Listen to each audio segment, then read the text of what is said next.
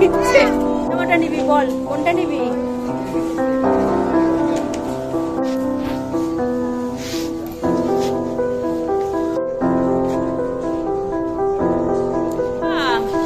এসো দেখি একবার।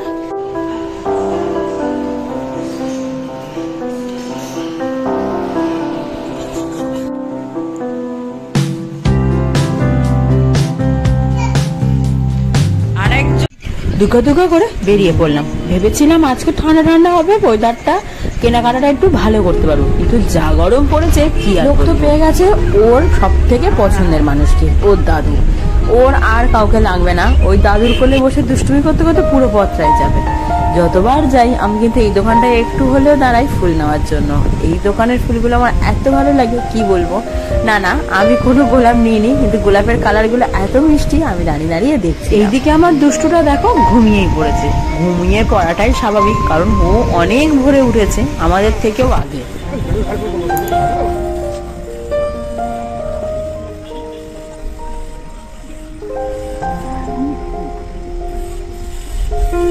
সকাল থেকে শ্লোক মোটামুটি মানে কোনোভাবে 3:30 থেকে জেগেছিল, থেকে মহালয়াটা পুরো শুনেছে। সেটা এবার ব্লগ করতে ইচ্ছা করছিল না, কারণ কালকে আমি শুয়েছি 1:45। আমিও শুয়ে শুয়ে মহালয়া দেখেছি, উঠিনি, সেরকম ব্লগ করিনি। এবারে পুরো ঘুমালো 5:30, এখন পড়ে পড়ে ঘুমাচ্ছে। আজকের পুরো শপিংটাই মনে হচ্ছে আমার মাঠে মারা যাবে, কোনোভাবে হচ্ছে না, পুরো ঘুমিয়ে যাচ্ছে। অবস্থা দেখো, এখান থেকে বেয়ে এখানে উঠলো, এটা ডেপো হয়ে গেছে ছেলে। এইখান থেকে বেয়ে বেয়ে উঠলো। তুই বেয়ে বেয়ে উঠে গেলি, তুই গাছ বাইবি নাকি বলতো? এই জীবনে এসে গাছ বাইবি? আজকে আমাদের পুরো কেনাকাটাই না বারাইপুরের মধ্যে কমপ্লিট করার চেষ্টা করব, কারণ শ্লোককে নিয়ে যেহেতু বেরিয়েছি, বেশি জার্নি করার ইচ্ছা আমার নেই। তবে এই পরিবেশটা দেখলেই মন শান্তি হয়ে যায়। পুজো আসছে, আর সত্যি কথা বলতে মহালয়া শুরু হলেই না চারিদিকে কিন্তু পুজোর আমেজ চলেই আসে। চলো আগে কেনাকাটাটা করি, বেশ বেলা হয়েছে। প্রথমেই গিয়েছিলাম প্যান্টালুন্সে। শ্লোক ওখানে গিয়েও খুঁজে নিয়েছে ওর সমবয়সী একটা বন্ধুকে। ওর থেকে কিছুতেই আলাদা করা যাচ্ছে না। এ ওপরে যাচ্ছে তো সেও বায়না করছে ওপরে যাবে বলে। বন্ধুত্বগুলো কি মিষ্টি না, তাই বলো?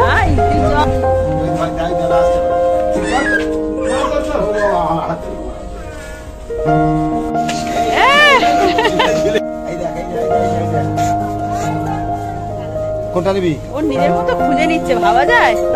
ও বাবা, জামা ফাঁক করে দেখছে। ওরে বাবা, জামা বার করে নিচ্ছে।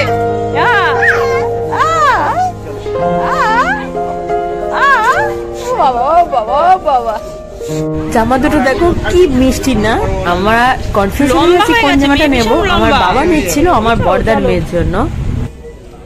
আমি একদম মনস্থির করে নিয়ে গেছি যে আমি আর কোনো কুর্তি নেবো না, নীল একটা শাড়ি নেবো পুজোর জন্য। আর এইদিকে আমার বাবা আর শ্লোকের বাবার জন্য জামা ট্রায়াল করছিল, কিন্তু এদিকে পছন্দ করে দিচ্ছে দেখো আমাদের শ্লোক। দাদুকে পেলে ওনার আর কিচ্ছু লাগে না, দুষ্টুমিটা কোন লেভেলে চলছে দেখো। দাদুকে তো জামা পছন্দ করতে দিচ্ছেই না, উল্টে দাদু ওর কেন কাজ ছাড়া করছে সেই নিয়ে একটুখানি মন খারাপ হচ্ছে শ্লোকের। এখান থেকে মোটামুটি একটা হয়ে গেল, এবারে যাব ট্রেনে। ওখান থেকে দেখি কি পাওয়া যায় না পাওয়া যায়।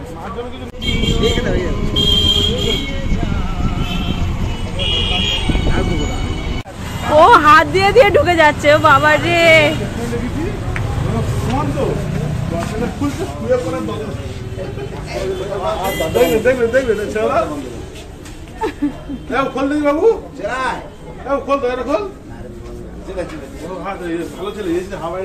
জামাটা নিবি বল, কোনটা নিবি?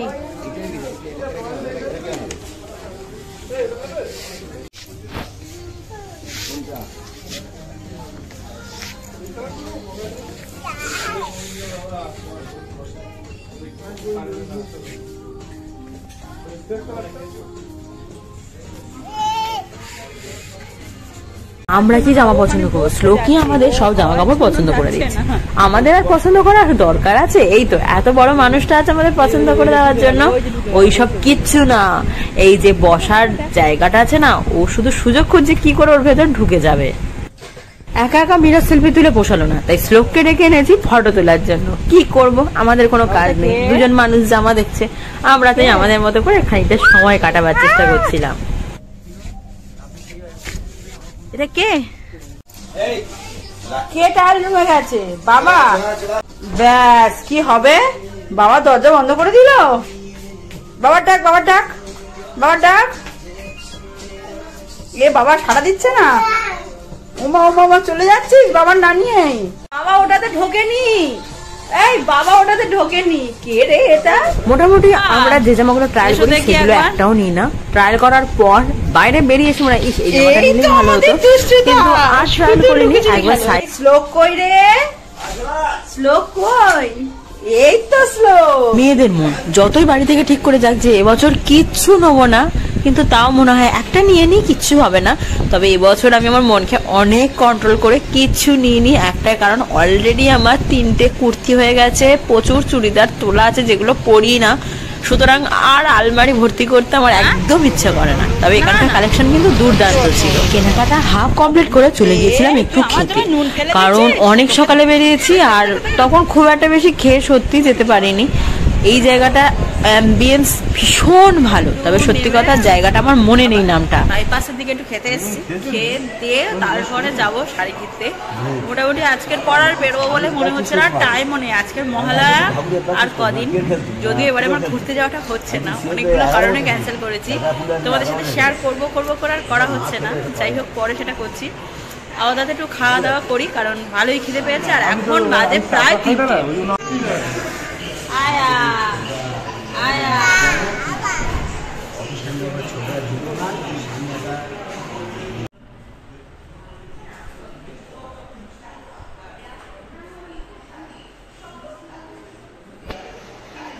এই রেস্টুরেন্টটা বেসিক্যালি সুন্দরবনের হারিয়ে যাওয়া সমস্ত কিছুকে ধরে রাখতে চাইছে।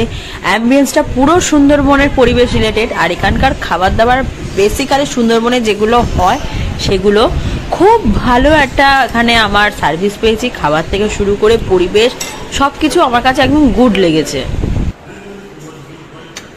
ওই দাদা ভাত দেখে পালাচ্ছে, ভাত দেখে পালাচ্ছে। কইয়ের বেলায় পালালি না তো? ওই ওই আর হা করতে ভাত ছাড়া সব খেতে হয়, শুধু ভাত খেতে নয়, ভাতের বেলায় না। এই চাটনি খাচ্ছি, চাটনি একটু দাও গো, গালের চাটনি দাও। চাটনি চাটনি চাটনি চাটনি না, চাটনিও চলবে না, তাহলে কি চলবে? পাঁপড় আর আলু ভাজা। সত্যি কথা বলতে ঢোকার সময় না রেস্টুরেন্টের নাম আমার একদম মনে পড়ছিল না।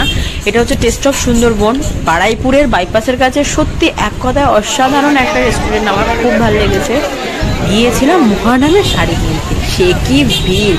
সেখানে আর ব্লক করার কথা মাথায় ছিল না, মনে হচ্ছিল কখন ভিড় থেকে বেরোবো।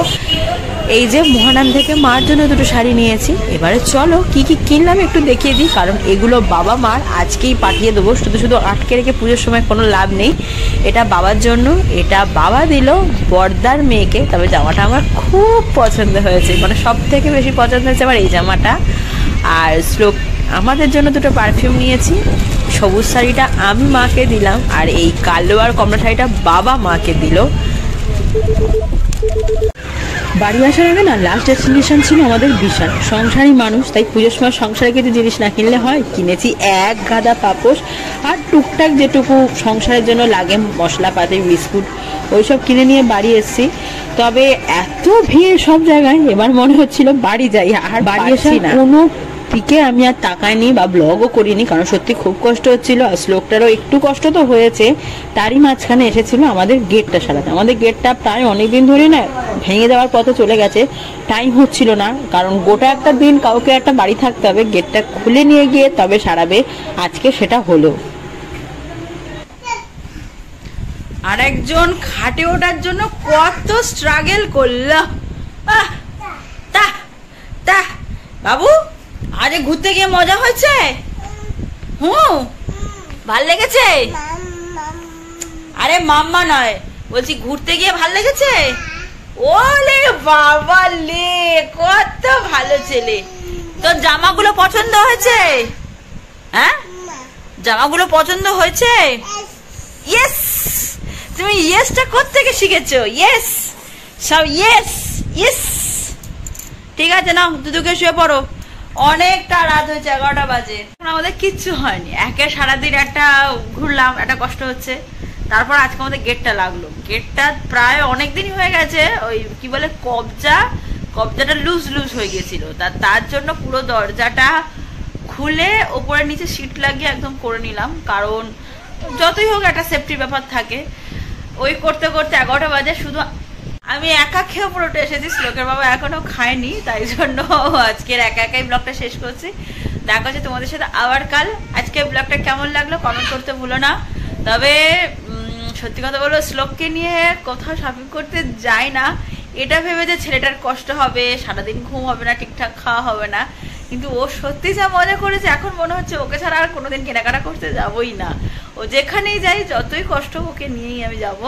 তবে সত্যি আজকে কেনাকাটা করার থেকে ওর সাথে সারাদিন খুনসুটি দুষ্টুমিতে বেশি ভালো লেগেছে।